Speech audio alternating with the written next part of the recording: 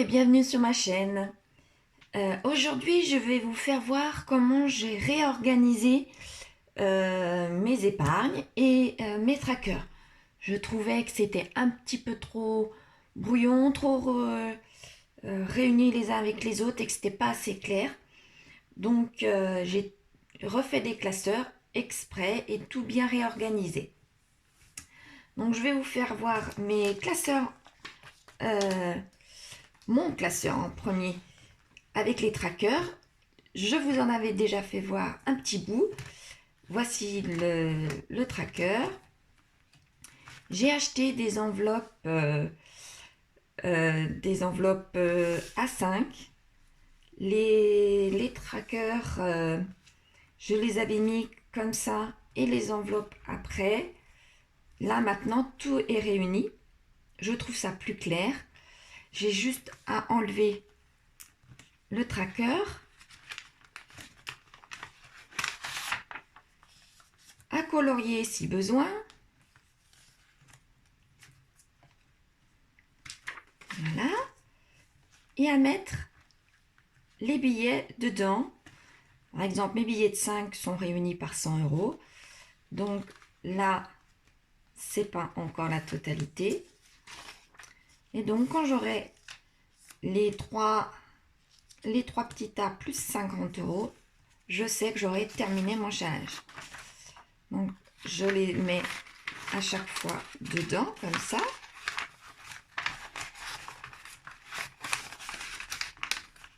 Hop, ils sont à l'envers.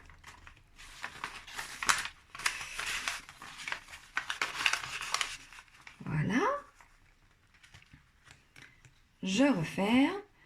Donc, ça me fait 4 enveloppes pour cette année, puisque, si vous vous souvenez bien, je fais mes 4 challenges. Le challenge des 5 €, des 52 semaines. Pour les 52 semaines, comme il y a par exemple là 2 €, 1 €, avec le 49, 9 €, donc je les ai remis dans une enveloppe. Dès que je pourrai, je changerai en billets.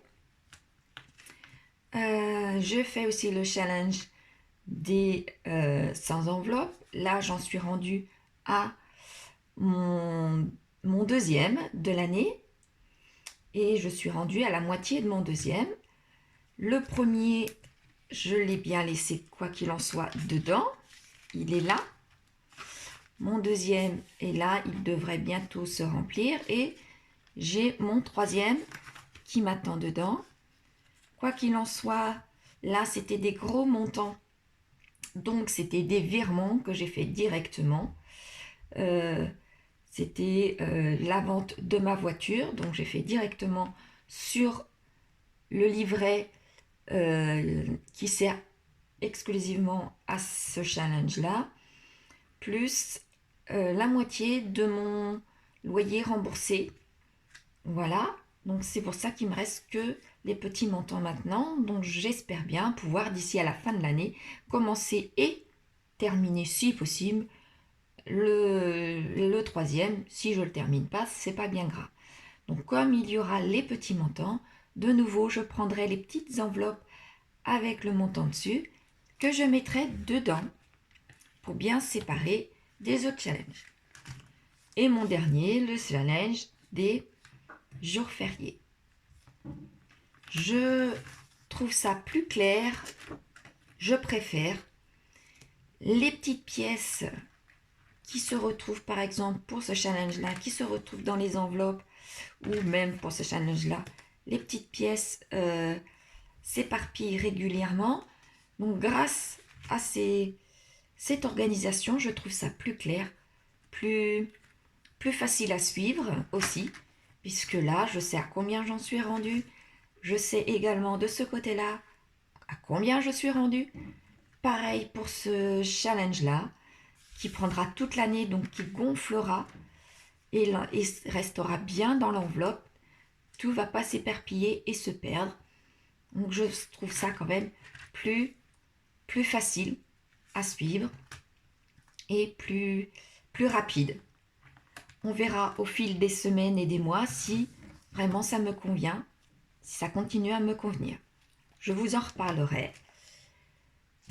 Le second classeur que j'ai remodifié, c'est le classeur des épargnes.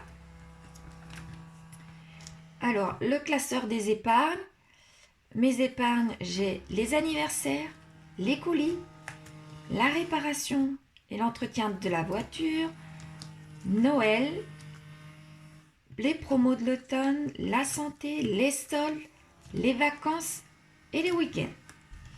Donc pareil, par exemple pour les anniversaires, je vais vous expliquer.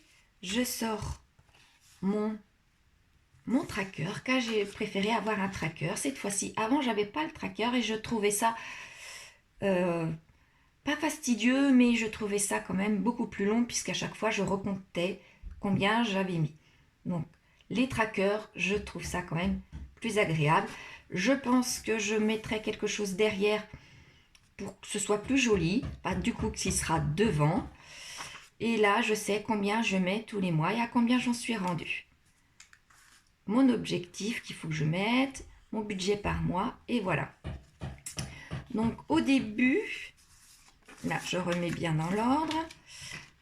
Pendant l'année dernière et au début de cette année, j'avais fait des enveloppes comme ceci, mais je trouve pas ça du tout pratique à la longue.